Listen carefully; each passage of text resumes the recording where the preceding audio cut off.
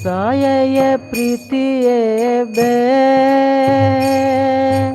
आछय আমার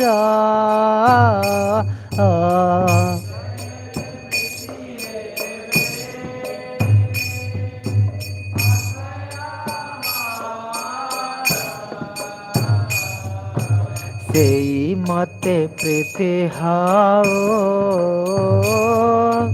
চরণে তোমার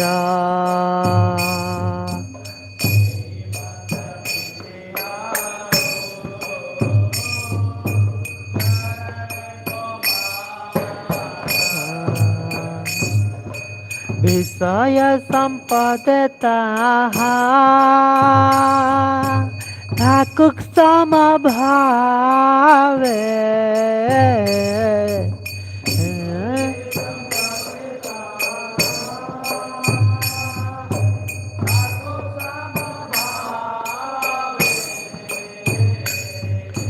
दिने दिने वृद्धि हाओ ना मेरा प्रभावे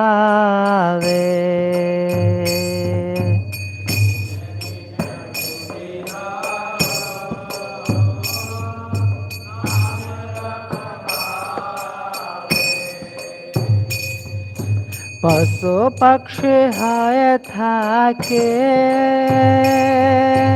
स्वर्ग वाने राय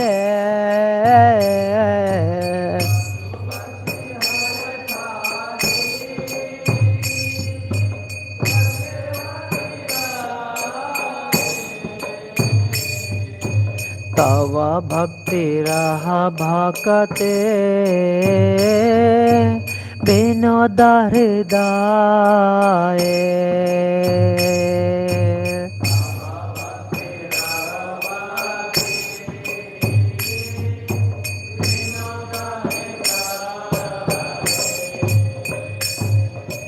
हरे कृष्णा कृष्णा कृष्णा हरे हरे हरे राम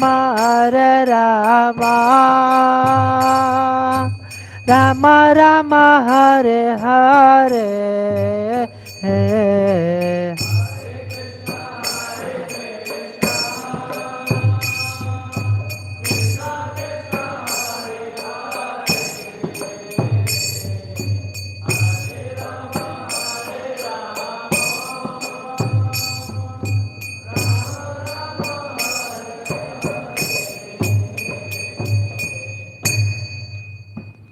हरे कृष्णा। तो बहुत सुंदर ये भजन था। प्रभु तव पद युगे मोरा निवेदन कि हे भगवान आपके चरण कमलों में निवेदन कर रहा हूँ। और जो ये निवेदन है आज का जो बहुत अति दुर्लभ प्रसंग है रुक्मणी मंगलम, तो ये जो निवेदन भक्ति विनोद ठाकुर जी कह रहे हैं, जैसे कहा जाता है जो हमारे आचार्य होते हैं ये जो भजन लिखते हैं ये सारे वैदिक ग्रंथों का सार होता है, एक है कि नहीं। मैं कई बार अपने जो वर्तमान आचार्य हैं उनसे सुना हूँ कि हमें ये जो वैष्णव भजन है जो हमारे आचार्य लोग लिखे हैं इसको पढ़ना चाहिए, मनन करना चाहिए, ये सारे वैदिक ग्रंथों का सार है। तो ये जो प्रसंग आज का है रुक्मणी मंगलम, जो प्रार्थनाएं करिए, जो जीवन चरित्र है, ये जो वैष्णव भजन है एक तरह से उसको अपने जीवन में उतार करके दिखाई हैं रुक्मणी देवी, रुक्मणी माता। तो आज बहुत दुर्लभ विषय वस्तु है, दुर्लभ, बहुत अच्छा दिन भी है और भगवान की कृपा से आज ही के दिन मेरा जन्म हुआ था, रुक्मणी द्वादशी के दिन तो बहुत अच्छा प्रसंग है, इस पे हम चर्चा करेंगे। और इसका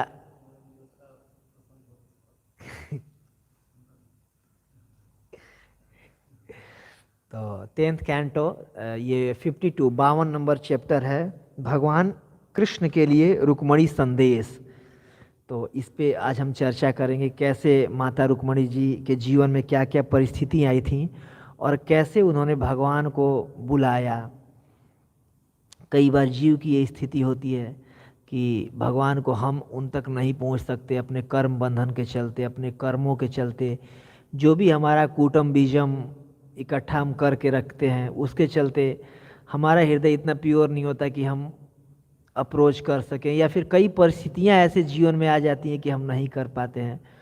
तो उस परिस्थिति में भी मतलब जब जीव कृष्ण को नहीं कर पाता, लेकिन अगर भक्ति रहेगी तो कृष्ण जीव को अप्रोच करते हैं और कृष्ण जीव को रक्षा कर लेते हैं। तो उसका बहुत सुंदर ये प्रसंग आता है, इस पर हम चर्चा करेंगे। एक बार गुरु परंपरा से, आचार्यों से, रुक्मणी माता से, कृष्ण भगवान से प्रार्थना करते हैं, इसके बाद फिर हम इस पर चर्चा करने का प्रयास करेंगे। ओम अज्ञानतिमिरन्धस्य ज्ञानञ्जनशलाकया चक्षुरुन्मीलितं येन तस्मै श्रीगुरुवे नमः। श्रीचैतन्यमनोभीष्टं स्थापितं येन भूतले स्वयं रूप कदा मह्यं ददाति स्वपदान्तिकं।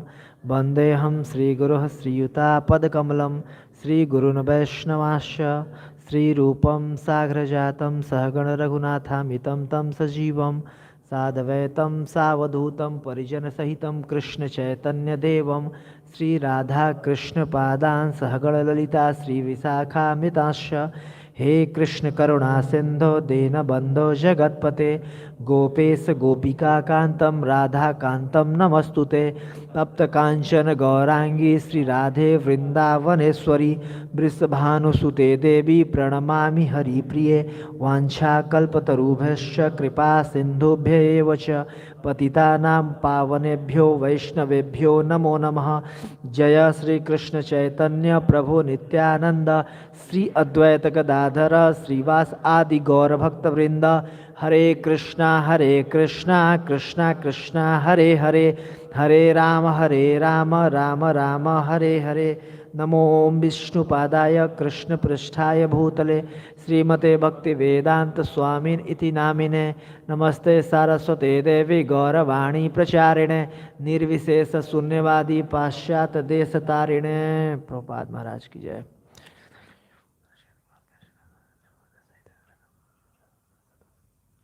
मुकम करोति वाचालम पंगुलंघयत गिरिम यत् कृपातमहं वन्दे श्री गुरुन् दीनतारिणं परमानंद माधवम श्री चैतन्येश्वरम। इसकी जय। हरे कृष्णा। तो पुनः स्वागत है आप सब भक्तों का आज के प्रातःकालीन श्रीमद् भागवतम कक्षा में। और आज का जो विषय वस्तु है वो रुक्मणी मंगलम। तो अद्भुत विषय वस्तु है, बहुत अच्छा विषय वस्तु है और बहुत हमें भक्ति में उत्साह देने वाला है। कई प्रसंग होते हैं जो भक्ति में विशेष उत्साहित करते हैं कि कैसे हम भगवान की कृपा को प्राप्त कर सकते हैं। तो मैं सभी वरिष्ठ वैष्णवों का, साथ के वैष्णवों का आशीर्वाद की याचना करूंगा, प्रभु जी विशेष आशीर्वाद दें ताकि इस पे चर्चा हम कर पाएँ। तो ये प्रसंग कुछ इस प्रकार है कि अब भगवान वृंदावन से मथुरा जा चुके हैं। मथुरा में बार बार जो कंस महाराज हैं, कंस महाराज मारे जा चुके हैं और जो उनके ससुर जी हैं मगधराज जो जरासंध महाराज, वो बार बार आकर के आक्रमण कर दे रहे हैं। क्यों? क्योंकि उनकी बेटियों को कृष्ण ने विधवा बना दिया था। जरासंध महाराज मतलब बहुत बड़े उस समय के राजा थे, उनको भी 10,000 हाथी का बल था। तो पूरे विश्व में उनकी 2 बेटियां थीं। तो खोजने के निकलते थे, अपने दामाद खोजने के, बर खोजने के लिए निकलते। तो घूम फिर के पूरे विश्व में उनको कौन मिलता था? कंस महाराज मिलते थे। फिर दूसरी बेटी का जब शादी करना हुआ, फिर पूरा विश्व ढूंढा उन्होंने और दोबारा जाके कंस उनको मिले। तो जो जैसा होता है वैसा ही टाइप के आदमी को पसंद करता है। वो भी होड़ बदमाश थे और ये भी उन्हीं कैटेगरी थे। तो कंस महाराज, दोनों बेटियों का शादी उन्होंने कंस से किया था। तो कंस को जब भगवान मार दिए तो दोनों बेटी अब विधवा हो गई और बच्चे छोटे छोटे थे, 5 साल के बच्चे थे। तो जाके रोती रोती गई बिल्कुल अपने पिताजी के पास, पापा पापा कृष्ण ने मार दिया भाई। तो बहुत उसको गुस्सा आया कि बताओ ऐसी कैसे हिम्मत हो गई, हमारी मतलब दामाद को मार दिया या अपने मामा को मार दिया, 1 नंबर का दुष्ट है वो। तो वो पूरे दुनिया भर से इकट्ठा करते थे सेनाओं को और आकर के उनसे लड़ाई करते थे। और एक बार में 23 अछौड़ी सेना इकट्ठा कर लेता था। अब देखिए मतलब एक अछौड़ी सेना में 16 लाख सिपाही होते हैं। जैसे कि जब महाभारत का युद्ध हुआ था तो 11 अछौड़ी सेना किसके तरफ से थे? कुरु, जो ये जो पार्टी थे इनकी तरफ से, और पांडवों की तरफ से 6। तो 11 6 17, टोटल 17 7, ठीक है 7। तो 18 अछौड़ी सेना टोटल लड़े थे, और ये जरासंध महाराज एक बार में 23 अछौड़ी सेना लाते थे। मतलब हर बार महाभारत के युद्ध से ज़्यादा सेना इकट्ठा करके लाते थे। और कृष्ण बलराम फिर अब आते थे दोनों इकट्ठे, और 1 घंटे में सारे सेनाओं को बिल्कुल मार देते थे। और मारने के बाद इनको पकड़ लेते थे, बिल्कुल बांध बूंद लेते थे। मारने जाते थे तो बलराम जी उनको छुड़ा देते थे। बताओ, तुम्हें शर्म नहीं आ रहा है? नाना है हमारे, नाना को मार रहे हो, इतना तो हमारे अब लिहाज तो होना चाहिए। नाना को कोई आदमी मारता है? मामा मार दिए, अब नाना भी मारोगे? इस प्रकार मतलब मना कर देते थे, और बहुत मतलब एक तरह से बेइज्जती करके मना करते थे। अब उसको बेइज्जती जब होता था तो दोबारा चला जाता था और बोलता था जीवन बेकार है, अब क्षत्रिय हो के दूसरे के मतलब ये तो मृत्यु से भी बेकार है, अब जाके जंगल में तपस्या करूंगा, अब लड़ाई उड़ाई नहीं, रिटायरमेंट लूंगा। तो और जो साथ के जो उसके हुड बदमाश और जो मतलब जो और राजा थे उसको चढ़ाते थे। कहाँ, छी छी छी, गलत बात कर रहे हैं आप। ये राजा लोग, क्षत्रिय लोग ये काम करते हैं? अरे आप, हम लोग लड़ाई के लिए बने हैं, कोई बात नहीं है, ये होता रहता है, दोबारा इकट्ठा कीजिए। तो दोबारा सैनिक इकट्ठा करता था, दोबारा जाके लड़ता था, दोबारा भगवान यही करते थे। तो इस प्रकार 17 बार यही काम हुआ। और भगवान चाहते थे कि ये काम ये करे, क्योंकि भगवान यहाँ पर आए थे परित्राणाय साधु नाम विनाशाय च दुष्कृतम धर्म संस्थापनार्थाय युगे युगे।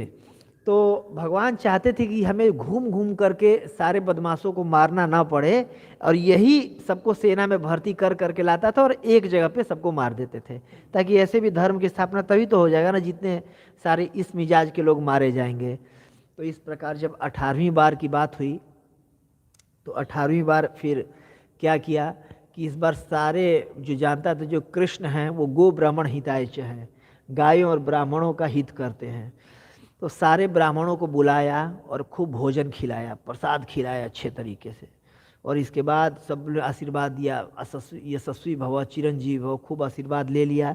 इसके बाद फिर सबको मतलब ऐसे माइक लेके अनाउंसमेंट किया होगा, अनाउंसमेंट करके बोला देखिए आप सबको मैं भोजन खिलाया हूँ और आपने आशीर्वाद दिया है, यशस्वी भव मतलब मैं यश को प्राप्त करूँ, और मैं जा रहा हूँ दोबारा लड़ने के लिए। अगर यशस्वी नहीं होऊंगा तो आप लोगों का यश मैं समाप्त कर दूंगा। सबको धमकी दे करके आया। तो सारे ब्राह्मणों ने भगवान से प्रार्थना किया था कि भगवान हमारी रक्षा करिएगा। तो 18वीं बार दोबारा से आक्रमण किया 23 छोड़ी सेना लेकर के। तो इस बार भगवान ने क्या लीला किया, युद्ध नहीं करने का और युद्ध छोड़ करके भागने का लीला किया। वहीं से ये चैप्टर शुरू हो रहा है। तो इस बार भगवान जब उधर से खूब सारा सेना लेकर के आया तो कृष्ण बलराम डर के मारे भागने का अभिनय किए। और इसलिए भगवान को क्या कहा जाता है, रण छोड़, कि जिन्होंने रण को छोड़ दिया।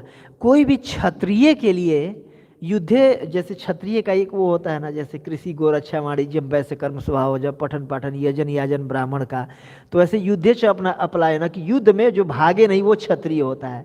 और कृष्ण युद्ध छोड़ के क्या किए, भाग गए। तो युद्ध एक तरह से क्षत्रिय के लिए बेइज्जती की बात है, लेकिन फिर भी इस बेइज्जती को भगवान ने स्वीकार किया एक हायर पर्पस के लिए, एक उच्च लक्ष्य के लिए, एक उच्च गोल के लिए। वो गोल क्या था, एक दूसरे भक्त ने, दूसरा भक्त जो कि रुक्मणी देवी भगवान की बहुत बड़ी भक्त है कि नहीं, एक भक्त चिट्ठी लिख के भेजी हुई है, उधर से ब्राह्मण चल दिया है और उधर से ये भी चल दिए हैं कि जाऊंगा तो उधर ब्राह्मण मिलेगा, फिर उसको कैसे आगे का कार्य करने के लिए प्रभुपाद जी लिख रहे हैं कृष्णा बुक में, क्योंकि उनको आगे का कार्य करना था, इसलिए इसमें टाइम ज़्यादा वेस्ट नहीं किए और फिर छोड़ करके चले गए। तो रण छोड़। और गुजरात में जाएंगे तो प्रभुपाद जी लिख रहे हैं कृष्णा बुक में कि कई सारे मंदिर हैं, रणछोड़ जी के मंदिर हैं, जी को भगवान को, देखिए क्षत्रिय के लिए बेइज्जती की बात है रण को छोड़ना, लेकिन भगवान जो भी कार्य करते हैं वो उसी कार्य से भगवान का ग्लोरिफिकेशन होता है कि नहीं। जैसे वस्त्रों चीरहरण किया, माखन चोरी किया तो माखन चोर के नाम से भगवान जाने लगे, मतलब ग्लोरिफिकेशन होने लगा। और वैसे ही भगवान को रणछोड़ जी के नाम से जाना जाता है। कहावत भी है, मंदिर में कौन छे राजा रणछोड़ छे, ऐसे गुजरात में कहते हैं कि मंदिर में के मालिक कौन है, तो रणछोड़ जी हैं, मंदिर के मालिक हैं, भगवान हैं। तो इस प्रकार वहाँ पर वो पहुँच गए द्वारका में, द्वारका नगरी में, बिल्कुल नया ताज़ा ताज़ा द्वारका नगरी बनी थी। तो उधर अब कहानी के दूसरे पल्ले की तरफ चलते हैं। आज रुक्मणी द्वादशी है इनके पक्ष में। तो इधर जो विदर्भ देश में के जो राजा थे महाराज भीष्मक, बहुत साधु राजा थे, बहुत साधु व्यक्ति थे वो। और अक्सर उनके मतलब राज्य में जो भागवत कथा वगैरह चला करता था, तो कई सारे साधु संत आते थे और भागवत सुनाते थे। तो उनके 5 बेटे थे और 1 बेटी थी, और जो बेटे बेटी भी, उनकी पत्नी भी, सब लोग और पूरे नागरिक भी बहुत उत्साह से भागवत कथा में मतलब पार्टिसिपेट किया करते थे, बहुत सत्संग चलाई करता था। तो उसी में जो एक उनकी छोटी बेटी थी, उनका नाम था रुक्मिणी। तो रुक्मिणी भी जाया करती थी कथा सुनने के लिए, और भागवत कथा में किसकी चर्चा होती थी? कृष्ण की चर्चा होती थी। तो बार बार कृष्ण का कृष्ण के बारे में सुनती थी। अब बचपन से ही सुनते आ रही हैं, और सुन सुन करके उनके हृदय में कृष्ण के प्रति प्रेम विकसित हो गया। वैसे हम भी अगर जैसे नवधा भक्ति श्रवण से शुरू होती है, अगर हम श्रवण का कार्य अगर नियमित रूप से करेंगे, जैसे प्रभुपाद जी कहते हैं नित्यम भागवत सेवया, तो प्रभुपाद जी परपट में लिख रहे हैं डेली अटेंडेंट इन भागवतम क्लास। प्रभुपाद जी लिख रहे हैं नित्यम भागवत सेवा मतलब रेगुलर भागवत क्लास अटेंड करना। तो रेगुलर अगर ऐसे भी हम भागवत क्लास ऐसे अगर अटेंड करेंगे, जो प्रभुपाद जी ने सुबह सुबह का दिया है ये नियम, तो निश्चित रूप से एक दिन हमारे हृदय में भी जैसे माता रुक्मणी के हृदय में प्रेम विकसित हो पाया, हमारे हृदय में भी धीरे धीरे धीरे धीरे करके हमारे श्रवण मतलब मंगलम, ये मंगल होगा और कृष्ण के प्रति प्रेम विकसित होगा। तो जैसे अगर इस पूरे प्रसंग में देखें तो जो भीष्मक महाराज की तुलना बुद्धि से की जा सकती है। जो बुद्धि है वो कृष्ण की तरफ मतलब भगवान की तरफ इंक्लाइन होती है। बुद्धि कहती है कि हाँ भगवान की शरण में जानी चाहिए। और जो रुक्मणी देवी हैं, रुक्मणी माता, उनकी तुलना हम आत्मा से करते हैं। आत्मा भी भगवान से मिलना चाहती है। भगवान बोल रहे मम्मे वासो जीव लोक जीवभूत सनातना। जो आत्मा है कृष्ण का सनातन अंश है, तो रुक्मणी देवी भगवान की सनातन अंश से वो भगवान से मिलना चाह रही थी, विवाह करना चाह रही थी। और बुद्धि, इन्होंने अपने पिताजी से कहा कि हे पिताजी देखिए मैं जो कृष्ण का कथा हम सुनते मैं उसी कृष्ण से विवाह करना चाहती हूँ। पिताजी राजी हो गए, कोई दिक्कत नहीं बेटी, बहुत अच्छी बात है, ये तो मेरे लिए भाग्य की बात होगी। तो बुद्धि भी चाहता है आत्मा को कि हाँ भाई कृष्ण के चरणों में जाएं। लेकिन जो बीच में है, जो रुक्मी जो उनके बड़े बेटे हैं, उनकी तुलना मन से किया गया है कि जो मन है वो कहता है बुद्धि को कहाँ जा रहे हो कृष्ण के पास, कहीं और चलो। और कहाँ लेके जाना चाहता है वो? शिशुपाल, जो कि द्वेष का प्रतीक है। हम भगवान से द्वेष करके यहाँ पर आए हुए हैं, तो जो द्वेष के चलते भगवान से दूर, तो आत्मा रूपी रुक्मणी को जो शिशुपाल है वो दूर करना चाहता है कृष्ण रूपी परमात्मा से। जैसे इस एनालॉजी में कृष्ण को हम परमात्मा मान लें, तो रुक्मणी जो है आत्मा हो गई, और जो शिशुपाल है वो मन हो गया। मन दूर करना चाहता है रुक्मी मन है, और जो शिशुपाल है वो द्वेष, की कैसे कृष्ण से द्वेष करें, ईर्ष्या करें। तो ईर्ष्या के चलते हम कृष्ण से अलग हो रखे हैं, है कि नहीं? तो लेकिन फिर भी जो आत्मा है वो कृष्ण के बारे में अगर श्रवण करेगी, उसको पुकारेगी अगर हृदय से, कितना भी कंडीशनिंग हो जाएगी कि नहीं मन नहीं चाह रहा है, परिस्थितियां नहीं चाह रही हैं। अब जो रुक्मी है वो रेडी कर लिया पिताजी को, भीष्मक महाराज को, कि वो कितना अच्छे शिशुपाल महाराज हैं, बताइए दमघोष महाराज के बेटे हैं ये, कितना, ये भी तो राजकुमार है, इनसे विवाह होना चाहिए। कहाँ कृष्ण के चक्कर में लगे हुए हैं, बताइए। उसका जात बिरादरी का ही कोई पता नहीं है, कोई कहता है अहिर है, कोई कहता है मतलब राजपूत है, क्या है कुछ पता ही नहीं है। बता अपनी दूसरे जात के लड़के में अपनी अगर बहन की शादी कर लेंगे तो समाज वाले क्या कहेंगे, कुजात नहीं कर देंगे हमें। इसलिए किससे विवाह करना है? शिशुपाल महाराज से विवाह करना है। बताइए इतने बड़े देश के राजकुमार हैं। इस प्रकार पिताजी को रेडी कर लेता है। और कई बार जैसे अगर मन मजबूत नहीं रहेगा तो बुद्धि मजबूत नहीं रहेगा तो मन के आवेश में आ जाता है। तो वैसे ही भीष्मक महाराज मान गए कि चलो ठीक है जो बेटा कह रहा है। तो अब विवाह तय हो जाता है, और विवाह में उधर से बारात चल दी है। अब इधर रुक्मणी देवी को जब पता चला कि नहीं मेरा कुछ हो ही नहीं रहा है, अब विवाह होने लग रहा है इनसे, शिशुपाल जी से, और शिशुपाल जी अब ये पता चला कि उधर से अब बारात लेके चल दिए हैं। पहले के समय में अब बारात मतलब हजारों लाखों लोग आए हुए हैं, चल रहे हैं बारात में। तो बारात क्या करती, कुछ पैदल चलते थे, कुछ घोड़े से चलते थे, कुछ रथ से चलते थे। तो शाम में जहाँ रुके, अब वहाँ पर पहले ज़माने में ऐसे मतलब हमारे दादाजी लोगों के समय में ऐसे विवाह होता था। दूर की बारात पैदल जाते थे, कहीं रुक गए किसी गांव में तो वहीं पर बनाए खाए, रात में रुके, फिर अगले दिन चल दिए। तो ऐसे 7 दिन बारात मतलब पहले चल दी थी, क्योंकि अब भी उसमें दमघोष का जो राज्य था वहाँ से अब आना था। चैद्य राज्य से भीष्म के राज्य में इतना दूर विदर्भ राज्य में आना था। तो बारात चल चुकी थी, तो इधर रुक्मणी देवी ने क्या किया कि एक चिट्ठी लिखा। जैसे आत्मा क्या कर सकती है, अब उन्होंने श्रवण कर रखा था, प्रेम हो ही रखा था कृष्ण से, तो उन्होंने भगवान को हम एकमात्र यही कर सकते हैं कि पुकार सकते हैं कि हे कृष्ण प्लीज रक्षा कीजिए, मैं ऐसे ऐसे फंसा हुआ हूँ, ये परिस्थिति है। और वही परिस्थिति को बताने के लिए उन्होंने एक चिट्ठी लिखा, और चिट्ठी लिख करके एक ब्राह्मण को दिया।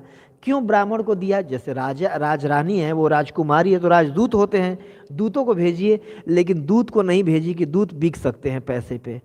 लेकिन जो ये ब्राह्मण है, ये ब्राह्मण पैसे पे बिकेगा नहीं, इस वजह से ब्राह्मण को उन्होंने भेजा था। किसी भी कई सारे प्रोफेशनल दूत थे, अब किसी को बोलती वो राज करने है, राज घराने की है, कोई भी लेके चला जाता, लेकिन नहीं, उन्होंने एक ब्राह्मण को भेजा। तो अब ब्राह्मण वहाँ पर गया, भगवान के पास पहुँचा, तो भगवान क्या किए, उनको बैठाए, उनका पैर दबाए, पैर धोए बिल्कुल अच्छे तरीके से। भाई ससुराल से कोई भी आता है तो बहुत प्रिय होता है। आज भी हम देखते हैं हमारे घरों में, अगर कोई तिलकहरू बोलते हैं, वैसे भोजपुरी में पता नहीं हिंदी में क्या बोलते होंगे, तो लड़की वाले अगर कोई भी आता है तो बहुत अच्छे से उसका वो किया जाता है, मतलब उसको अच्छा खिलाया जाता है, अच्छा बनाया जाता है। भरे अपने घर में अच्छा नहीं बनता होगा, लेकिन कोई अगर तिलकहरू बन करके आ जाए लड़की की तरफ से तो अच्छा खिलाया जाता है कि नहीं। तो भगवान भी जानते थे ससुराल से आए हुए हैं भाई ब्राह्मण देव, भगवान सबके हृदय में रहते हैं, भगवान को पता ही था। तो अच्छे से बिल्कुल पैर और दबाते हैं, अपने सिंहासन पर उनको लेटाते हैं, भोजन कराते हैं, चामर कर रहे होते हैं। भगवान भाई अच्छे से करना है, हमारे ससुराल पक्ष से हैं। इसके बाद फिर पूछते हैं कि देखिए आप सुखी तो हैं ना, अगर आपको कोई दिक्कत नहीं हो बताने में, मैं शॉर्ट में लेके चल रहा हूँ, तो प्लीज़ आप बता सकते हैं कि आप किस कारण से आए हुए हैं, आपके आने का उद्देश्य क्या है। तो फिर वो ब्राह्मण एक चिट्ठी निकालते हैं, पत्र संदेश निकालते हैं, और वो संदेश निकाल के उनको देते हैं चिट्ठी हाथ में कि देखिए मैं इस चिट्ठी को लेकर के, इस लेटर को लेकर के आया हूँ। तो भगवान को तो पता ही था कि क्यों आए हुए हैं, किस लेटर को लेके आए हुए हैं। तो क्योंकि रुक्मणी ने उन पे अपना हृदय दिया था, मतलब उनको बहुत उनके प्रति उनका सम्मान था, या उनके प्रति बहुत कॉन्फिडेंशियल मैटर लेकर के आए थे, क्योंकि रुक्मणी के विश्वास पात्र थे, तो भगवान ने भी अपना विश्वास पात्र उनको बनाया। तो इसमें आचार्य लोग हमारे लिख रहे हैं कि अगर हम किसी भक्त के अनुगत होकर के भगवान को अप्रोच करेंगे तो भगवान को मिलना आसान होता है।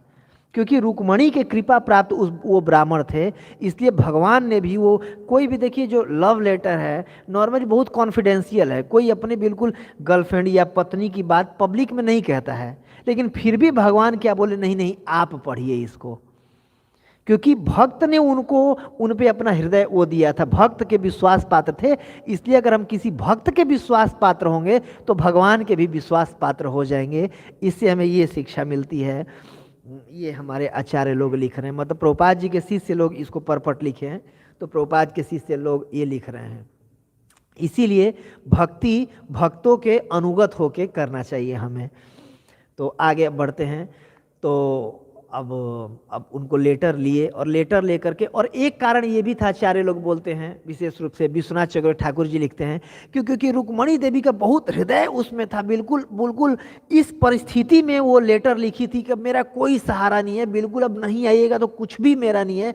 तो इतना ज़्यादा हृदय से लिखी थी कि भगवान उनको पढ़ नहीं पाते, भगवान के आंसू आने लगते, कि बहुत रोती रोती वो पत्र लिखी थी। और भगवान का ये यथा माम प्रपदन्ते ताम सतः भजामि हम, कि जो जैसा मेरा भजन करता है मैं भी उसका वैसा भजन करता हूं। और आखिरी में बोलेंगे कृष्ण 53वें चैप्टर के शुरू में कि हे ब्राह्मण देव, मैं क्या बताऊं आपको, मैं भी विगत कई रातों से सो नहीं पाया हूं। जैसे रुक्मणी मेरी याद में सो नहीं पाई है, मैं भी कई रातों से सो नहीं पाया हूं। अब देखिए, ना रुक्मणी कृष्ण को कभी देखी है, ना कृष्ण कभी रुक्मणी को कभी देखे हैं, ये तो कभी सुने भी नहीं, कोई आके उनके बारे में बताया भी नहीं है। ये अंतर है एक भौतिक प्रेम में और कृष्ण के प्रति प्रेम में। अब कोई पति कितना भी अपने पत्नी को प्रेम करे, या कोई पत्नी कितना भी पति को प्रेम करे, प्रेम करते करते मर भी जाए, फिर भी अगर बताएगी नहीं तो पति को कैसे मालूम पड़ेगा कि प्रेम करती है, करता है कि नहीं। लेकिन रुक्मणी देवी देखिए, वहाँ विदर्भ में अपने राज्य में कृष्ण से प्रेम कर रही है, कृष्ण को याद कर रही है, वहाँ पर द्वारका में कृष्ण उनको याद कर रहे हैं। मतलब पिछले कई दिनों से कृष्ण युद्ध भी लड़ रहे थे, लेकिन युद्ध के बावजूद भी कृष्ण उनको हर परिस्थिति में याद कर रहे थे। ये कृष्ण का मतलब भक्ति। इसीलिए अगर हमें याद भी करना चाहिए तो भौतिक संबंधियों को नहीं, कृष्ण को याद करना चाहिए। ठीक है, अपना ड्यूटी कर पर मतलब निभाते रहें, जो भी अगर पति का कर्तव्य है, पत्नी का कर्तव्य है, पिता का कर्तव्य है, पुत्र का कर्तव्य है, कर्तव्य निभाते हुए कृष्ण को याद करते रहना चाहिए। तभी कृष्ण भी हमें याद करेंगे, क्योंकि कृष्ण का स्वभाव है ये। तो इस प्रकार वो कृष्ण बोले कि नहीं नहीं, मैं नहीं पढ़ूंगा, आप ही प्लीज इसको पढ़िए। तो उन्हीं के हाथ में वो दे देते हैं। और फिर जय राधा मदन गोपाल जी की जय, निताई चांद गौर सुंदर जी की जय। तो लेटर पढ़ना शुरू करते हैं। तो पहला श्लोक है, ये 37 नंबर श्लोक से यहाँ पर लगाए हैं। ठीक है, मैं पढ़ रहा हूँ, आप लोग श्रवण कीजिएगा। श्रुत्वा गुणान भुवन सुंदर शृण्वताम ते निर्विश्य कर्ण विवरहतो अंगतापम रूपम दृशाम दृशिमताम अखिलार्थ लाभम त्वयि अच्युत विशति चित्रपत्रपम में। तो इसमें क्या कह रही हैं रुक्मणी देवी कि लेटर का पहला ये वो है, श्रुत्वा गुणान भुवन सुंदर शृण्वतामते, कि हे भुवन सुंदर। इसमें भगवान को पहले ग्लोरीफाई किए हैं। कोई भी प्रार्थना होता है तो प्रार्थना का पहला ये वो होता है कि भगवान को ग्लोरीफाई करना है कि नहीं। फिर भगवान को ग्लोरीफाई करना, फिर भगवान से मतलब आगे क्षमा मांगना, फिर अपनी बात कहना, ये वो तरीका होता है ना।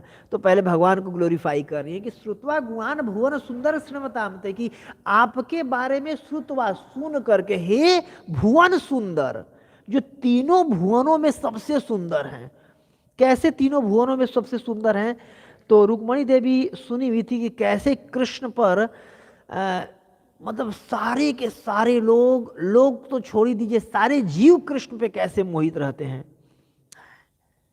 ये वेणु गीत में गोपीजन कह रही हैं कि बताइए, ये जो स्वर्ग की अप्सराएं हैं, स्वर्ग की जो देवियां हैं, वो तक ऊपर से अपने पतियों के साथ आती हैं आपको देखने के लिए जब वेणु बजाते हैं, और आपकी सुंदरता देख करके उनके अंग वस्त्र खुल जाते हैं। वो अपने ऊपर अपने उड़ते रहती हैं जहाज पे, जो भी कह दीजिए फ्लाइट पे, या जो भी उनके यान होता था उस पे, वायुयान पे, ऊपर से वो गिर जाती हैं आपकी सुंदरता को देख करके। मतलब हमारी तो छोड़िए, हम चलो गांव की ग्वारिन हैं, हम गांव की अहिर जात की हैं, छोटे लोग हैं हम लोग, हमारी तो चलो छोड़ी दो, ये बड़े बड़े देवियां तक इन पे मोहित हो रखी हैं।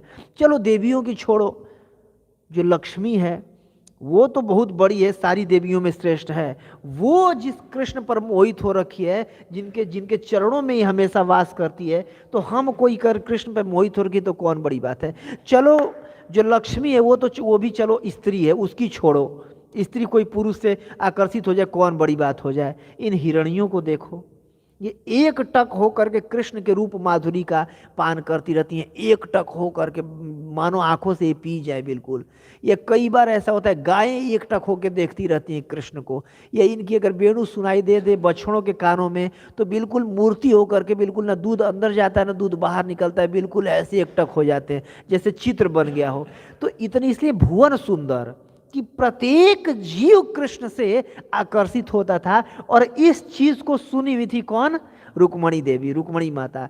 तो यही पर यहाँ लिख रही है कि श्रुत्वा गुणान, सुन करके गुणों को, किसके गुणों को?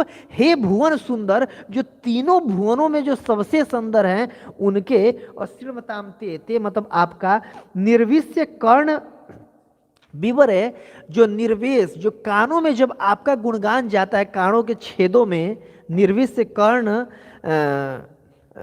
निर्विश्य प्रवेश करता है, तो अर्हतो अंग तापम, जितने भी अंग के सारे ताप हैं, आदि भौतिक कलेश, आदि दैविक कलेश, आदि आध्यात्मिक कलेश, सारा का सारा कलेश खत्म हो जाता है आपके बारे में सुनने मात्र से। और यही गोपीजन भी गोपी गीत बोल रही है भागवतम के 10वें स्कंद के 31वें अध्याय में कि श्रवण मंगलम श्रीमदाततम भुवि गृणंति ते भूरिदा जना, है कि नहीं? श्रवण मंगल है, और जितने भी जीवन का कलेश होता है, ताप होता है, कृष्ण के बारे में सुनने मात्र से वो सारा ताप खत्म हो जाता है।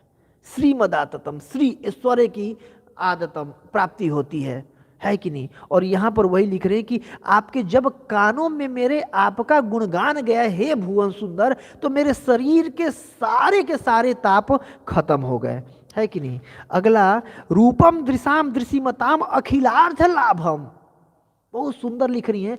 और आप कैसे, रूपम दृशाम, जो आपका रूप है ये अखिल आर्थ लाभम, जो भी दृशिमताम, जो देखने वालों को, जिनको भी आंखें मिली हैं उनके लिए बेस्ट चीज, आंखों का बेस्ट यूटिलाइजेशन क्या है, आपके जैसे भुवन सुंदर का दर्शन करना, अखिलार्थ लाभम। और यही चीज 9वें स्कंद के आखिरी चैप्टर में 24वें अध्याय में नित्य, मतलब नित्य नूतनम, इस अध्याय में वर्णन आता है। और नित्य कैसे आंखों के लिए नित्य नेत्र उत्सवम, सुखदेव गोस्वामी ने ये शब्द लिखा है कि कृष्ण को देखना नित्य नयन उत्सवम हुआ करता था। जो भी द्वारका के चाहे लोग हों, चाहे वृंदावन के लोग हों, चाहे फिर मथुरापुरी मधुपुरी के लोग हों, तो वही यहाँ पर रुक्मणी देवी कह रही हैं कि रूपम दृशाम दृशिमताम अखिल अर्थ लाभम, कि आंखों का बेस्ट यूटिलाइजेशन क्या है कि आपके जैसे भुवन सुंदर, सबसे सुंदर व्यक्ति के मुखार बिंद को देखना, ये आंखों से आपके मुखार बिंद के रस को पीना। और त्वयि अच्युत विशति चित्रपत्र पम में, इसीलिए आपको देख करके, जैसे कृष्ण का दर्शन कैसे होता है, कानों के माध्यम से, यहाँ पर रुक्मणी देवी ने कानों के माध्यम से ही कृष्ण का दर्शन की हुई है, तभी तो लिख रहे हैं कि अखिल अर्थ लाभम, आपको देखना। तो आपके बारे में सुन करके या आपको कानों के माध्यम से देख करके जो मेरा चित्त है, मेरा जो हृदय है वह निर्लज्ज हो गया है। अब मतलब ये चिट्ठी लिखे हैं तो कोई भी सोच सकता है कि बताओ, कोई अच्छे घर की लड़की किसी अनजान लड़के को जान न पहचान और लव लेटर लिख रही है, इसका मतलब क्या है? निर्लज्ज है वो, एक नंबर की बेस्या है, कोई कैरेक्टर हीन लड़की है, चरित्रहीन लड़की है। कृष्ण ऐसा सोच सकते हैं ना? तो वहां पर लिख रही कि देखिए जो मेरा चित्त है वो निर्लज्ज हो गया, इसमें मेरी कोई गलती नहीं है। अगर आपको लग रहा होगा कि मेरा गलती है तो इसमें मेरा कोई गलती, आप एक्चुअली में इतने सुंदर हैं कि इसमें मेरी कोई गलती नहीं, आपकी गलती कि आप क्यों इतने सुंदर हैं। आपके सुंदरता के चलते जो मेरा चित्त है वो क्या हो गया, निर्लज्ज हो गया, और मैं ये चिट्ठी लिख दी हूँ। मतलब आप ये मत सोचिएगा कि कोई खराब लड़की है। देखिए प्रत्येक श्लोक रुक्मणी देवी एक क्रमबद्ध आएगा, क्यों ये बोल रही है, एक एक शब्द बहुत इंपॉर्टेंट है, एक एक शब्द इस पूरे 7 श्लोक का बहुत सोच समझ के लिखा हुआ है कि कोई भी ऐसा उपाय नहीं देना चाह रही थी जिसे कृष्ण इस चिट्ठी को रिजेक्ट करे। कुछ भी क्या मन में आ रहा होगा वो सोच करके ये लाइन लिख रही है। और जो हमारे आचार्य लोग हैं, विशेष रूप से जो विश्वनाथ चक्रवर्ती ठाकुर जी हैं, और कई इसमें परपट में प्रभुपाद जी के शिष्य लोग भी लिख दिए हैं कि क्यों ये लिख रही हैं, और कई वो विशेष रूप से। और मेरा सौभाग्य है कि मैं इस प्रसंग को कई व्यक्तियों से सुना हूँ, 2 बार रुक्मणी कृष्ण जी से, 2 बार कमल लोचन जी से, 1 सप्ताह सुना हूँ, राधा गोविंद महाराज जी का पढ़ा भी हूँ, कृष्णा बुक में भी कई बार। तो वो कृष्णा बुक में प्रभुपाद जी भी लिख दिए हैं कि क्यों लिख रही हैं ये पर्टिकुलर शब्द क्यों बोल रही हैं।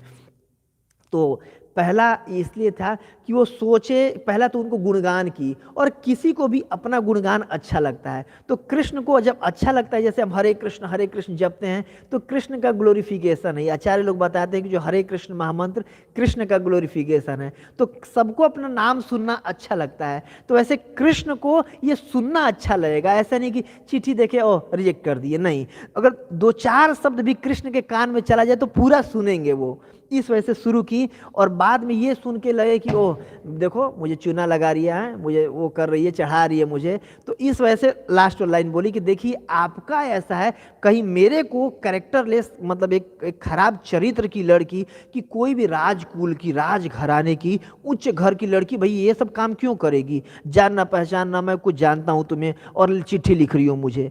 तो इस वजह से लिख रही है ताकि कृष्ण, चलो ठीक है आगे सुन के देख लेता हूँ। तो अगले श्लोक पे लाने के लिए ये लिखी है। अब अगले श्लोक में आइए, कौन सा श्लोक है, 38 नंबर। का त्वां मुकुंद महती कुल रूप कुलशील रूप विद्या वयो द्रविण धाम अभिरात्म तुल्यम धीरापति कुलवती नवृणीत कन्या कालेन्द्र सिंह नरलोक मनोभिरामम। यस, बहुत सुंदर है। इसमें कृष्ण को अलग अलग उपमाओं से, उपमा अलंकार से अलंकृत किया गया है कि कात्वा मुकुंद महति कुलशील रूपम, कि हे मुकुंद, हे मुक्ति के दाता। देखिए ये मुकुंद लिखी हुई है क्योंकि मैं यहाँ पर फंसी हुई हूँ और आप ही मुझे यहाँ से मुक्त करा सकते हैं, इसलिए मुकुंद। और दूसरा मुकुंद मतलब जिसका कुंद फल उसके जैसे जिनका मुख हो, मतलब जो बहुत सुंदर दिखते हो, उनको भी मुकुंद कहते हैं। तो दोनों, इसलिए ये दोनों शब्द लिखे हैं, एक तो मैं फंसी हुई हूँ आप मुक्त दिलाइए, दूसरा आप इतने सुंदर हैं। तो कात्वा मुकुंद महती कुलशील रूपम, इसमें 6 चीजों का वो किया कि इन इन चीजों में आपके तुल्य या आपकी तुलना इस दुनिया में, इस ब्रह्मांड में किसी से नहीं की जा सकती है। किसमें किसमें कुल, कितने आप उच्च खानदान के हैं, महाराज ययाति महाराज पुरु के खानदान के हैं, है कि नहीं। आप सोमवंश वंश में जन्म लिए हैं तो बहुत उच्च कुल के हैं। अगर भौतिक रूप से भी देखा जाए, हालांकि भगवान तो इन कुलों से ऊपर है, लेकिन फिर भी भौतिक रूप से देखा जाए तो बहुत उच्च कुल में आप जन्म लिए हैं। और शील, आपका मतलब जो भी चरित्र वगैरह है, बहुत चरित्रवान है। रूप, रूप की तो बात ही नहीं करना है कि नहीं। मतलब स्वादु स्वादु पदे पदे, हर जगह भगवान के रूप का बहुत वर्णन किया गया कि कितने सुंदर भगवान दिखते थे, है कि नहीं। तो महती कुलशील रूपम विद्या, विद्या जैसे भगवान ने गीता बोला है और आज भी वो पढ़ी जा रही है। और ऐसा नहीं कि 700 श्लोक जो बोल दिए थे कोई और आके चेंज कर रहा, नहीं, एक बार जो बोल दिया वेद वाक्य है बिल्कुल, है कि नहीं। तो विद्या में तो भगवान का कोई उपमा है ही नहीं। और बल में, बल भगवान 7 साल में उठा लिए। द्रविड़, द्रविड़ मतलब होता है संपत्ति, संपत्ति में तो किसी चीज में, धाम मतलब कितने बड़े आप महल में, कितना बड़ा खानदान के, कितना ऐश्वर्य है। अभिरात्म तुल्यम मतलब आत्मतुल्यम, इसकी तुलना आपके, मतलब इन 7 चीजों की तुलना आपसे ही की जा सकती है। और कोई मतलब कोई नहीं है, टक्कर में क्यों पड़े हो चक्कर में, वो बात है कि कोई इन आपका टक्कर कोई कर ही नहीं सकता है इन चीजों में। जैसे हम बोलते हैं ना, जो पराशर मुनि ने लिखा है विष्णु, वो षड ऐश्वर्य, ऐश्वर्य समग्रस्य वीरस्य यशस्य ज्ञानम वैराग्यम। तो ये जो षड ऐश्वर्य हैं, इसमें कृष्ण की तुलना कृष्ण से ही की जा सकती है और किसी से नहीं की जा सकती है कि नहीं। तो यहाँ पर यही बोल रहे हैं भी आत्मतुल्यम, कि इन चीजों में, इस दुनिया में एक्चुअली कोई है ही नहीं जिसकी आपसे तुलना की जाए। इसीलिए, क्योंकि आपकी किसी से तुलना हो ही नहीं सकती, इसीलिए धीरापति कुलवती च वृणीत कन्या। अब कृष्ण के बारे में बता दी कि भाई आपकी ये उपमा है, अब अपने बारे में बता रही हैं कि कोई भी लड़की, आप ये सोचोगे कि अरे ठीक है मैं बहुत वो हूँ, मैं अतुलनीय हूँ, मैं बहुत सुंदर हूँ, मैं बहुत ऐश्वर्यवान हूँ, मैं बहुत धनवान हूँ, तो तुम चिट्ठी लिखोगी है। मतलब कोई भी अच्छा लड़का देख करके इसका मतलब तुम तो चिट्ठी लिख दोगी। तो अपने बारे में बता रही हैं कि कोई भी धीर, मतलब धीर गंभीर, अगर कोई वो लड़की है और पतिम च कुलवती, और अच्छे कुल की है। अब कोई 3rd क्लास की कुल है तो उसकी बात मैं नहीं कर रही हूँ, जो भी अच्छे कुल की और अगर धीर लड़की है, जो वृणीत, अगर कोई कन्या है, अगर कोई मतलब कि धीरवान है और जो पति चाह रही है अच्छे कुल की, तो क्या करेगी, वो आपको ही वरण करेगी। काले नृसिंह नरलोक, जब भी उसका काल आएगा, समय आएगा विवाह का, तो आपको ही, कोई भी अगर अच्छे खानदान की, अच्छे चरित्र वाली और अगर धीर कन्या है, तो आपको ही पति के रूप में चुनेगी। इसलिए मैं आपको अगर पति के रूप में चुनी हूं तो कोई भी गलत नहीं की हूं, क्योंकि कोई भी अगर अच्छे खानदान की, अच्छे चरित्र वाली, अच्छे कुल वाली अगर कोई कन्या हो तो आपको ही चुनेगी, आपको छोड़ के किसी और को नहीं चुनेगी। इसलिए अगर मैं आपको चुनी हूं तो इसमें कोई गलती नहीं है, मतलब मैं बिल्कुल सही की हूं। काले नृसिंह नरलोक मनो अभिरामात, और जो आप कैसे हैं, नृसिंह, नरों में सिंह हैं। जैसे सारे पशुओं में जैसे सिंह जो सबसे प्रभावशाली होता है, राजा होता है, वैसे नरों में आप राजा हैं, मतलब सबसे प्रभावशाली हैं, सबसे बलवान हैं। इसीलिए कोई भी लड़की जिसको विवाह का समय आ जाएगा और अगर आपके बारे में श्रुतवा सुनी रहेगी, जो कि आपकी इन चीजों से किसी की तो कोई तुलना है ही नहीं, तो किसको चुनेगी? आपको चुनेगी। इसीलिए मैं किसको चुनी हूं? आपको चुनी हूं। ठीक है, तो अब इतना अब बता दी, तो इसके बाद अब कृष्ण को लगा चलो यार मान लो ठीक कर रही है, अब आगे सुनता हूं। तो आगे अब स्थिति बता रही हैं कि किस स्थिति में ये चिट्ठी लिखी हूं अब आपको। तो तन में भवान खलु वृत्तपतिरंग जाया, आत्मर्पितस्य भवतो अत्र विभो विधेहि, माँ वीर भाग भीमर्हतु चैद्य आरा, गोमायु इव मृगपते बलि अंबुजाक्ष। अंबुज अक्ष, हे कमल नयन। बहुत अच्छे अच्छे शब्दों का इस्तेमाल कर रही हैं इसमें रुक्मिणी देवी ना। बिल्कुल बिल्कुल परिष्कृत और परिमार्जित बिल्कुल शब्दों का इस्तेमाल किया गया है कि कोई सुनने में भी अच्छा लगे और बिल्कुल भगवान और आगे सुनने को रेडी हों। तो तन्मे भवान खलु वृत्तपतिरंग जाया, इसीलिए हे भवान, भवान मतलब किसी को इज्जत देने में, रिस्पेक्ट देने में संस्कृत में भगवान कहते हैं। इसीलिए मैं आपको भवान खलु वृत्तपतिरंग जाया, अपने आप को आपकी जाया के रूप में, स्त्री मतलब पत्नी के रूप में, और आपको अपने पति के रूप में मैं स्वीकार की हूँ। मतलब मैं आपको अपना पति मान चुकी हूँ और अपने आप को आपकी पत्नी मान चुकी हूँ। इसीलिए आत्म अर्पितश्च, और मैं अपने आप को आपको अर्पित कर दी हूँ। क्या की हूँ? बहुत मतलब बोल दिए क्योंकि मैं आपके चरणों में अपने आप को पूर्ण रूप से आत्म अर्पितश्च भवतो अत्र विभो, और आप कैसे हैं? विभो मतलब बहुत महान हैं। अब देखिए, कोई बहुत आदमी को बताया जाए कि आप महान हैं, आप बलवान हैं, मैं बहुत छोटा हूं, मैं बहुत वो हूं, और आपके चरणों में आया हूं, तो कोई व्यक्ति सुनेगा हाँ मैं महान हूं, तो अपनी महिमा का वो रखने के लिए सोचेगा ठीक है अब मैं महान हूं तो मेरा कर्तव्य बनता है इसकी रक्षा करना। तो यही यहाँ पर बोल रही हैं कि देखिए आपका ये स्वभाव है कि कोई भी आपके चरण कमलों की अगर शरण लेता है तो आप उसको अपने चरण कमल से दूर नहीं करते। आपका स्वभाव है ये।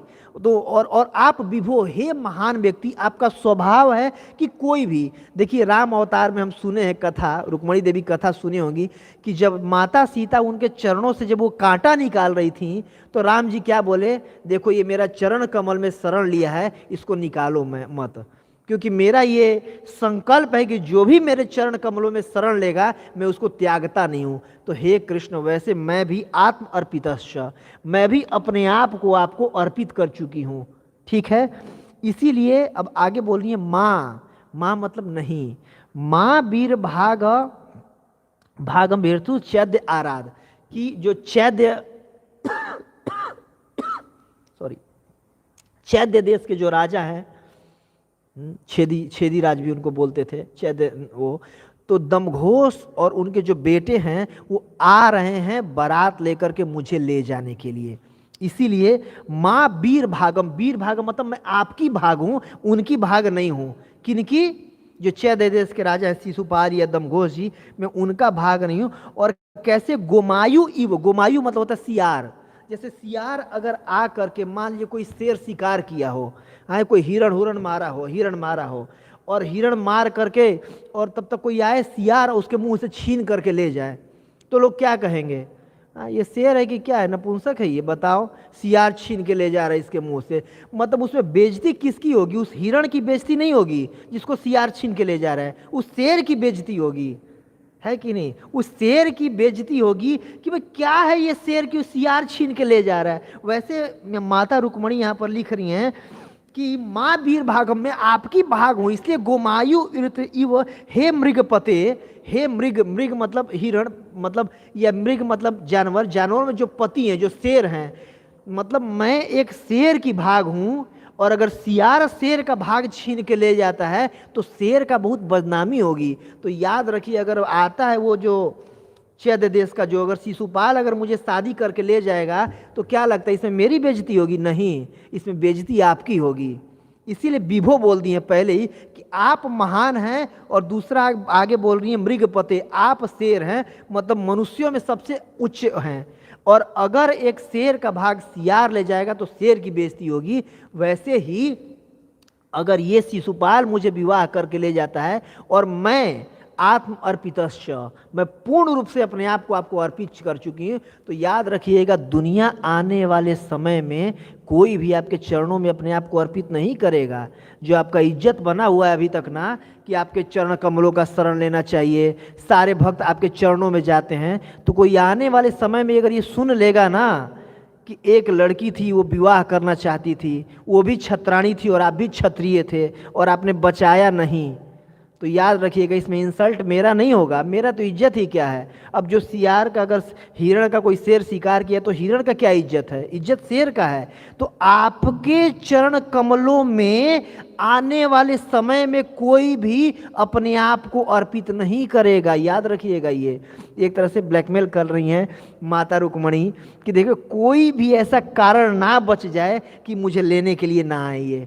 एक होता है कि चलो यार मैं नहीं जा रहा हूँ, लेकिन बात अब अपनी इज्जत पे आ गई, अगर नहीं ले जाऊंगा तो दुनिया को पता चल गया कि चिट्ठी लिखी है ये और मैं नहीं ले गया तो लोग क्या कहेंगे, अरे डर के मारे शादी करने नहीं है। बताओ, बेचारी लड़की विवाह करना चाहती थी, राजकुमारी थी, छत्राणी थी, फिर भी नहीं किए, तो क्षत्रिय का बहुत बड़ा बेइज्जती होता है। और यही चीज़ युधिष्ठिर महाराज भीम को समझाए थे जब हिडिंबा विवाह करने के लिए आई थी, तो उन्होंने मना कर दिया कि मैं विवाह नहीं करूंगा। तो वो जो युधिष्ठिर महाराज से जाके बोली कि देखिए आप क्षत्रिय और क्षत्रिय का कर्तव्य होता है, तो इनको बोलिए विवाह करने को। तो भगवान भीम को बोले तो भीम विवाह किए थे उनसे।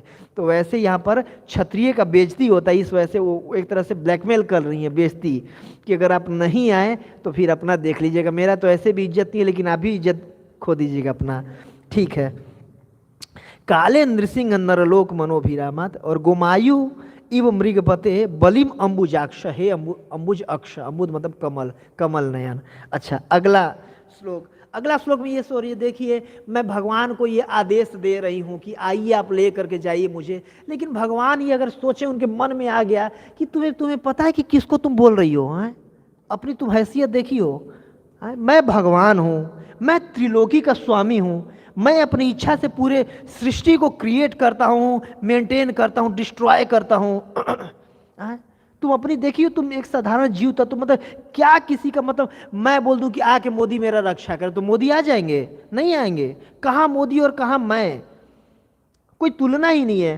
तो ये मान लीजिए कृष्ण सोच लें कि मैं भगवान हूं, तुम साधारण जीव हो, मुझे आदेश दे रही हो, तुम्हारी ऐसी कैसी हिम्मत हो गई।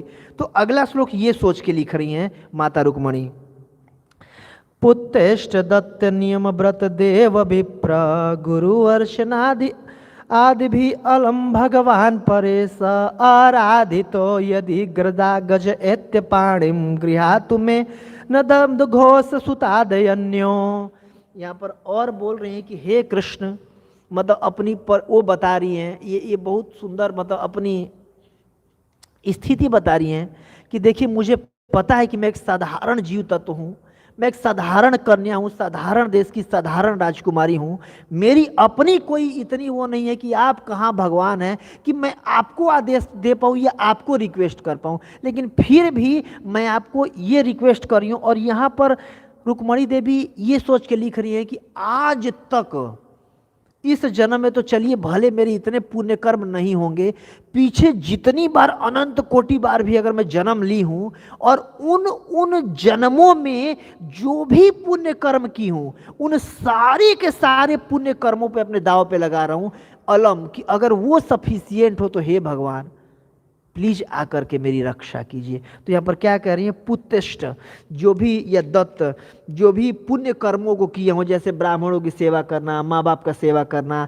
किसी कुएं खोदवाना, पानी पिलाना, कंबल बांटना, ये जो भी पुण्य कर्म होती है, जैसे पुत्तिष्ठ या इष्ट यज्ञ वगैरह, जो भी राजसूय यज्ञ, जो भी यज्ञ वगैरह अगर मैं की होंगी, इस जन्म में स्त्री हूँ, किसी जन्म में पुरुष रही होंगी, किसी जन्म में पता नहीं क्या क्या रही होंगी, तो जो भी मैं पुण्य कर्म की होंगी, पुत्तिष्ठ इष्ट नियम, या कोई भी दत्त दान दी होंगी, या कोई भी नियम का पालन की अगर होंगी मैं, या फिर कोई व्रत की होंगी, एकादशी द्वादशी, कोई भी अगर मैं जन्माष्टमी वगैरह कुछ व्रत की होंगी पिछले किसी जन्मों में, या कोई भी देव की या विप्र का, विप्र मतलब होता है ब्राह्मण, वेद पठेत भवेत विप्र, किसी ब्राह्मण की कभी सेवा की होंगी, किसी देवता की भी अगर कोई मैं सेवा की होंगी, तो इनसे अगर कुछ भी पुण्य अगर मैं प्राप्त की होंगी जन्म जन्मांतर में, तो पहले तो इसमें बहुत अपनी दैन्य बौद्धिक प्रार्थना है, अपनी दैन्यता को बता रही है। इसमें लालसा रखेंगी लेकिन अपनी दैन्यता को बताते हुए फिर अपनी लालसा रखेंगी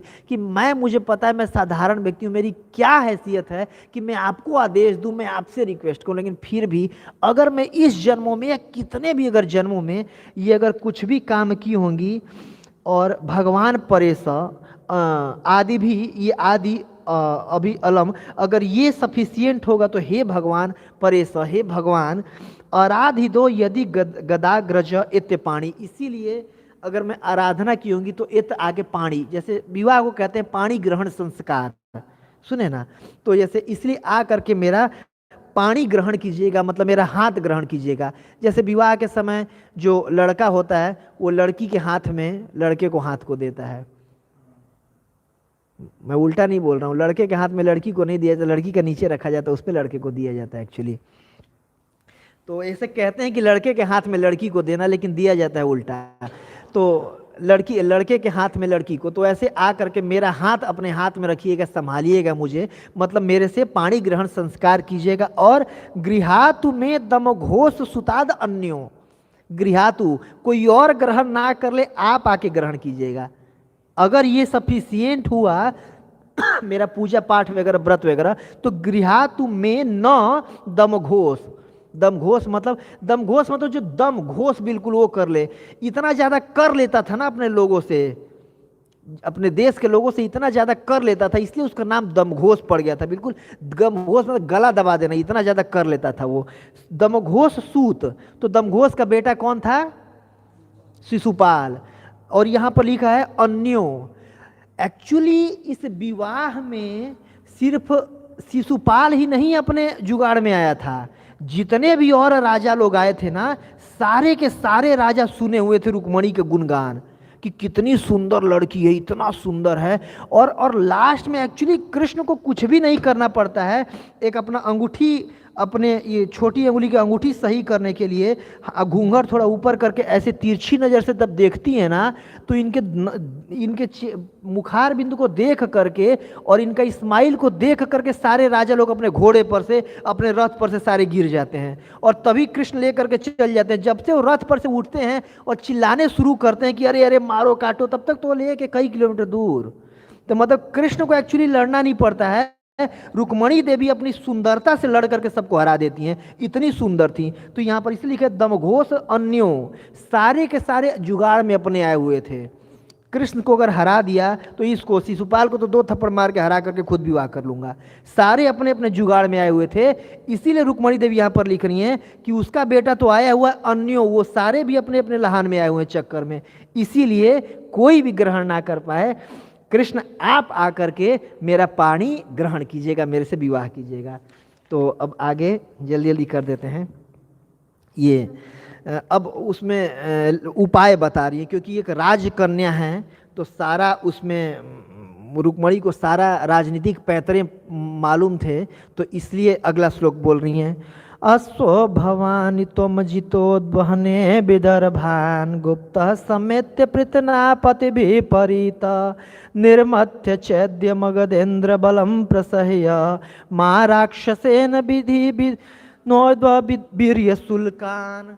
यस, बहुत बहुत अच्छा ये श्लोक है। तो इसमें बोल रही हैं कि अब कृष्ण आपको आना कैसे है। तो देख कोई भी जैसे कोई किसी से प्रेम करता है तो सोचता है कि मैं इसको प्रेम कर रही हूँ, इसको मेरे चक्कर में ऐसा ना हो कि कुछ हो जाए, कि पता चले दुनिया वाले कहें कि बताओ एक लड़की के चक्कर में गया था, वहाँ चोरी करने के लिए खुद मार दिया गया, या कुछ हो गया, हाथ पर कटवा लिया, तो बेइज्जती हो जाएगा, या फिर उनको कुछ हो तो मैं भी नहीं चाहती हूँ। और एक भक्त का यही होता है कि कभी भी नहीं चाहता भगवान को कुछ हो, या भगवान को कुछ क्या ही हो सकता है, लेकिन फिर भी ये जानती है। यहाँ पर देखिए इसमें अजीत लिखी हैं, अजीतो, अजीत मतलब जिसको कोई जीत नहीं सकता, लेकिन फिर भी प्रेम बोल चाह रही हैं कि देख कुछ भी वो भी अभी 11-16 साल के लड़के हैं तो उनको कुछ हो न जाए, इसलिए लिख रहे हैं कि आप कैसे आइएगा। तो यहाँ पर कल ही मेरा विवाह उत्सव है, तो इसीलिए विदर्भान, आप विदर्भ देश में गुप्त रूप से आइएगा, छिप करके आइएगा, क्योंकि सबको पता है कि कृष्ण यहाँ पर आने वाले हैं। और सब ये बारात में नहीं आए हैं। अब बारात में जाते हैं लोग तो सज धज के जाते हैं, और मतलब उस पे। लेकिन यहाँ पर सारे के सारे, जैसे जरासंध महाराज आए हैं अपने 4 लाख सैनिक को लेकर के, और पौंड्रक महाराज आए हैं अपने 8 लाख सैनिक को लेके, तो सारे कोई बारात नहीं करने आए हैं, सारे लड़ने आए हैं यहाँ पर।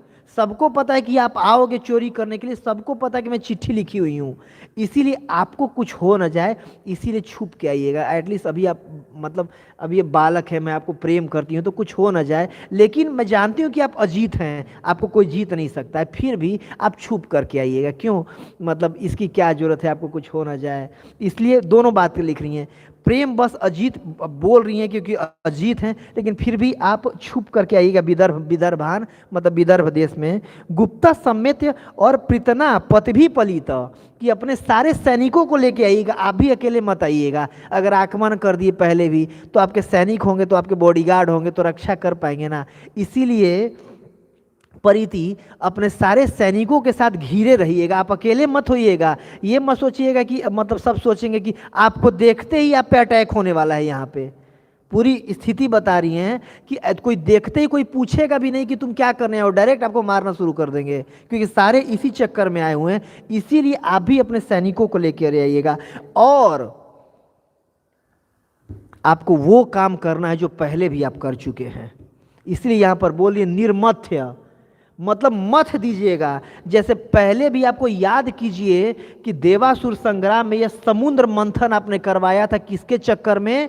लक्ष्मी के चक्कर में, है कि नहीं? देखिए भगवान को वहां पर क्या चाहिए था, 5 रूप में भगवान वहां पर अवतार हुए लिए थे।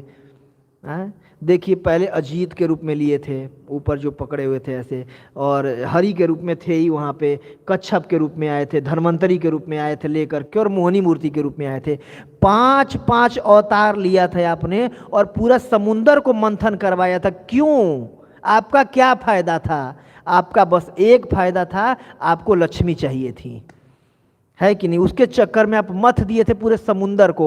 वैसे ही यहाँ पर इन सारे हुड बदमाश रूपी समुंदर को बिल्कुल मथ दीजिए, सैनिक सहित बिल्कुल इनको मथ करके, और जैसे उसको दही को मथ करके घी निकाल लिया जाता है, वैसे इन सारे सैनिकों को मथ कर करके और रुक्मणी रूपी घी निकाल दीजिए, आप बिल्कुल मक्खन निकाल लीजिए। और आप पहले भी कर चुके, उनको याद दिला रहे हैं, और यहाँ पर प्रभुपाद जी के शिष्यगण लिख रहे हैं इसके परपट में।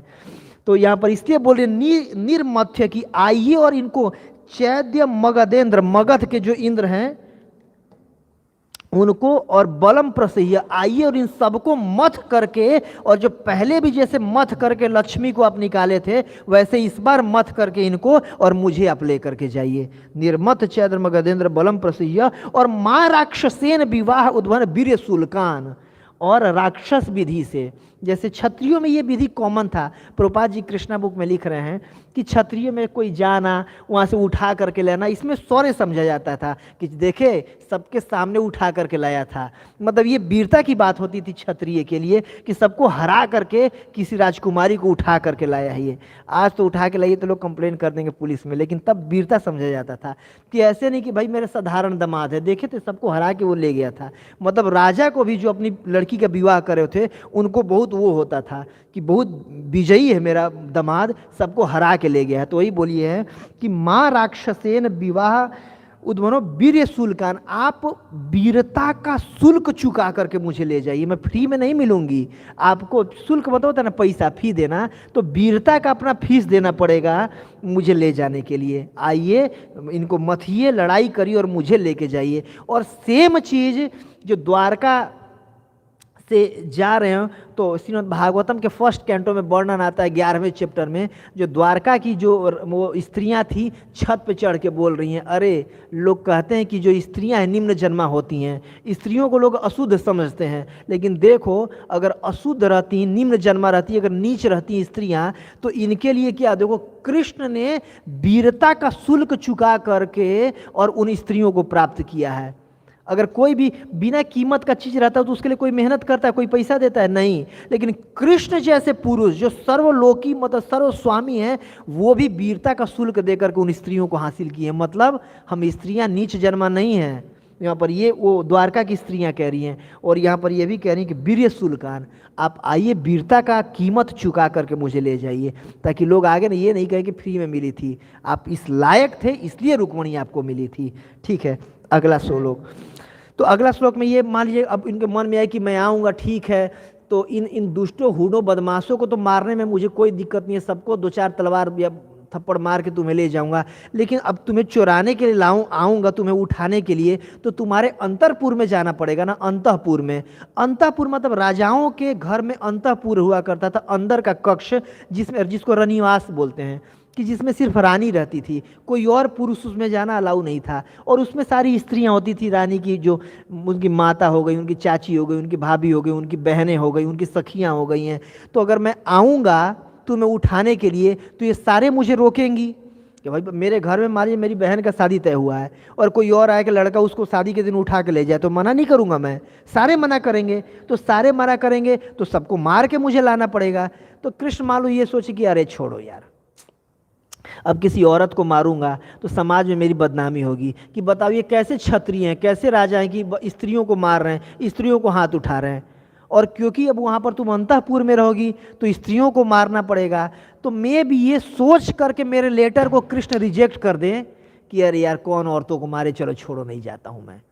तो इसलिए अगला श्लोक लिख रही है रुक्मिणी देवी, क्या कह रही हैं, अंतःपुरांतर चरिम निहत्य बंधुन त्वाम उद्वहन कथम इति प्रविद्यस्यामि उपायम पूर्वे दुत्तरति महति कुलदेव यात्रा यस्याम बहिर्नवधू गिरिजामुपेयात। तो यहाँ बोली कि अंतःपुरांतर चरिम निहत्य बंधुन, कि आपके मन में ये चल रहा होगा ना, मुझे पता है कि अंतःपुर में जाऊंगा और निहत्य या हत्या करना पड़ेगा, इनके बंधुओं को और स्त्रियों को, इनके भाई को, इनके बाप को मारना पड़ेगा। चलो यार छोड़ देती हूँ। आप छोड़िए मत, छोड़िए मत, मैं आपको उपायम प्रवदिष्यामि, यहाँ पर मतलब होता है लोट लकारती तयंती सीता तथा श्यामी श्याव श्याम श्यामा, तो उसमें बता रहे हैं प्रवदिष्यामि प्रकृष्ट रूपेण, मैं आपको एक परफेक्ट उपाय बताती हूँ, आपको कोई अपना बुद्धि नहीं लगाना है, मैं बुद्धि दे रही हूँ आपको। यहाँ बोल रही है त्वाम उद्वहे कथम इति, मैं कह रही हूँ प्रवदिष्यामि उपायम, मैं उपाय आपको बता दे रही हूँ, कोई मेहनत नहीं करना पड़ेगा आपको। पूर्वे द्वितीय महती कुलदेव यात्रा की, विवाह से पूर्व पहले, एक दिन पहले जो महती एक महान कुल देवा, जैसे हर एक कुल में कुल देवता होते हैं, कुल देवी होती हैं, तो कुल देवी की पूजा करने के लिए यात्रा निकलती है। और जिसमें यस्याम, जिस यात्रा में बहिन नौ बधू गिरिजाम उपेयात, जो गिरिजा हैं, गिरिजा मतलब जो पार्वती हैं, ये दुर्गा देवी, उनकी पूजा के लिए जाती हैं। आज भी हम गांव में देखे होंगे, पता नहीं दिल्ली का कल्चर तो मुझे नहीं पता है, शादी अटेंड नहीं किया हूँ। गांव में विवाह से पहले ना जो लड़की होती हैं साड़ी वगैरह को लेकर डाल चढ़ाना उसको बोलते हैं, जाती हैं। और हर गांव में काली माई का मंदिर होता है, तो काली माता का, तो काली माता का पूजा करनी है, दुर्गा देवी का होता है, दुर्गा देवी को पूजा करने जाती हैं। आज भी ऐसा कल्चर है, एटलीस्ट ब्राह्मण क्षत्रियों में तो कल्चर है, मैं देखा हूँ, मैं पूजा कराने गया भी हूँ मतलब, और देखा भी हूँ अपने घर में भी। तो अब ये उस समय भी ऐसा कल्चर था कि वो लोग जाते थे और स्त्रियां डाल चढ़वाने के लिए। तो यहाँ पर वही बता रही हैं कि मेरे खानदान में ऐसा कल्चर है कि विवाह के एक दिन पहले मैं जाऊंगी कुल देवी की पूजा करने के लिए, इसलिए आपको आसान होगा, मैं वहाँ जाऊंगी, वहीं से उठा के ले जाइएगा, अंतःपुर में आपको आना ही नहीं पड़ेगा। और जब अंतःपुर में आना ही नहीं पड़ेगा तो किसी को मारना भी नहीं पड़ेगा, और वहाँ दो चार सैनिक होंगे, और क्योंकि आप क्षत्रिय हैं, आप राजा हैं, तो सैनिक से लड़ने में आपको कोई दिक्कत नहीं होगा।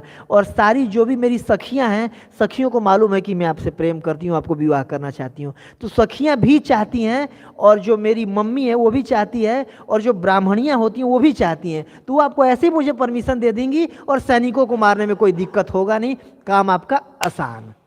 इसलिए आप आइए और मुझे उठा के ले जाइए। अब आखिरी श्लोक, अब ये सोच के कोई कहे चलो यार, लेकिन कौन जाए मेहनत करे इतना एक लड़की के चक्कर में। इसलिए आखिरी में बहुत बहुत बहुत उत्तम चीज़ लिख रही हैं, अपनी स्थिति को बताते हुए कि हे भगवान देखिए, मैं बस प्रार्थना ही आपसे कर सकती हूँ, अन्यथा मैं कौन हूँ, मेरी हैसियत ही क्या है।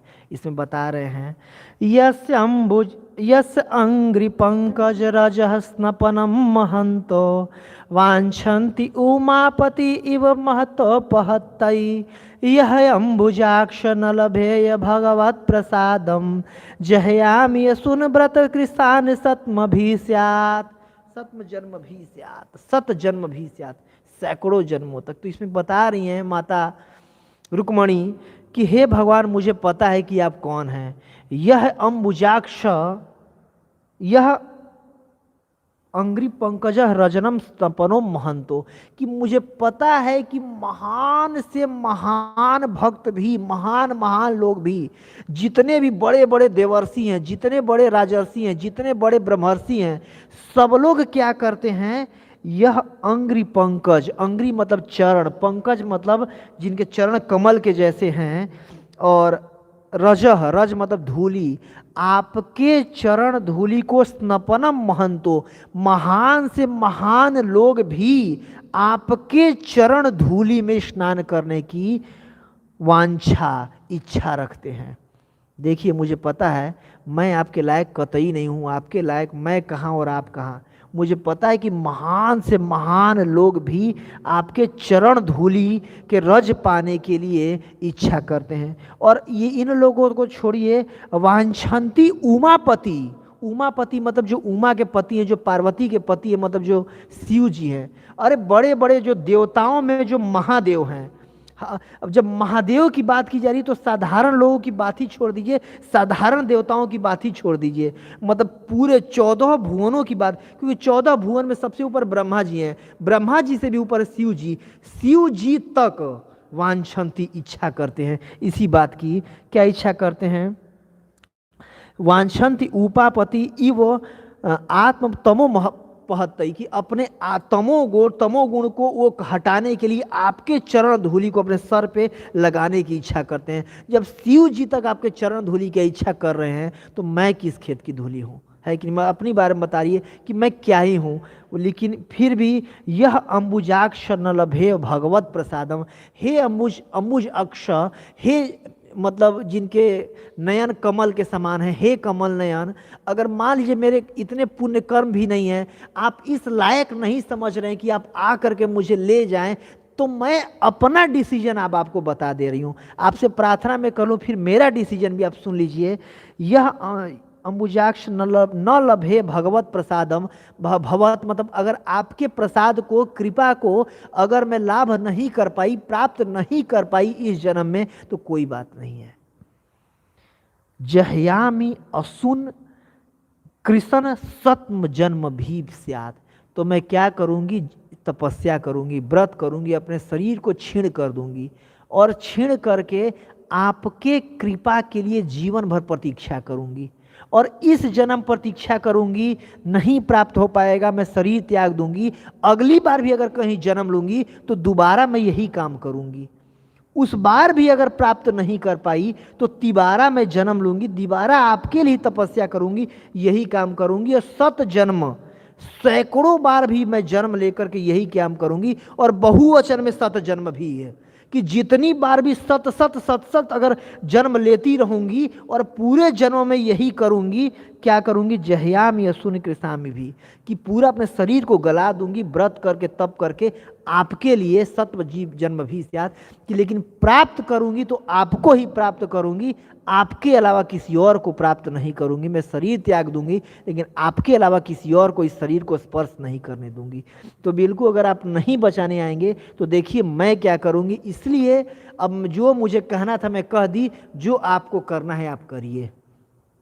अगले श्लोक में यही बोल रहे हैं, इत्येत गुह्यम संदेशा यदुदेव मया हृता विमृश्य कर्तुम यक्षा क्रियताम तद अनंतरम। ब्राह्मण ने कहा, हे यदुदेव, मैं यह गोपनीय संदेश आप अपने साथ लाया हूँ, कृपया सोचे विचारे कि इन परिस्थिति में क्या किया जाए और उसे तुरंत ही कीजिए। उन्होंने बोला जो भी करना है तुरंत कीजिए, अब समय नहीं है, मैं अपना प्रार्थना कर दूं, बाकी आपके ऊपर। और ऐसे अगर कोई भी प्रार्थना बताइए किसी लड़के के लिए कोई लड़की कर दे तो जान लगा के कोई रक्षा कर देगा। ये तो विभो भगवान की बात ही छोड़ दीजिए, कोई साधारण व्यक्ति भी जान लगा के रक्षा कर देगा, तो भगवान तो करेंगे ही। और भगवान आते हैं, सबको हरा करके लेके जाते हैं, और इस प्रकार भगवान का विवाह होता है रुक्मणी देवी से, पहला विवाह। तो वैसे ही हम भी आत्मा है देखिए, और बुद्धि हमारा चाहती है लेकिन मन जो है वो काबू करके रखा हुआ है, नहीं जाने दे रहा है शिशु, मतलब जो रुक्मी रूपी मन है। तो और परिस्थिति क्या है कि हम भी द्वेष से, काम क्रोध लोभ मोह मद मत्सर से घिरे हुए, लेकिन फिर भी अगर आत्मा आत्मा रूपी जीव अगर हम लोग कृष्ण के बारे में सुनेंगे और कृष्ण को पुकारेंगे बिल्कुल हृदय से, हरे कृष्णा कृष्णा कृष्णा हरे हरे, हरे राम राम राम हरे हरे, तो निश्चित रूप से कृष्ण आएंगे और हमारी रक्षा करेंगे, जैसे कृष्ण आए थे और रुक्मणी देवी की रक्षा किए थे। हरे कृष्णा। तो अब समय हो चुका है, बहुत ज़्यादा क्षमा कीजिएगा आप लोग, ज़्यादा मैं समय ले लिया, ऐसा प्रसंग ऐसा था, सॉरी। जगत गुरु श्रील प्रभुपाद जी की, रुक्मणी द्वादशी की जय, ग्रंथराज श्रीमद् भागवतम की जय, आप सब भक्तों की जय। गौर प्रबंध हरि हरि बोल, हरे कृष्णा। प्रभुपाद जी की जय।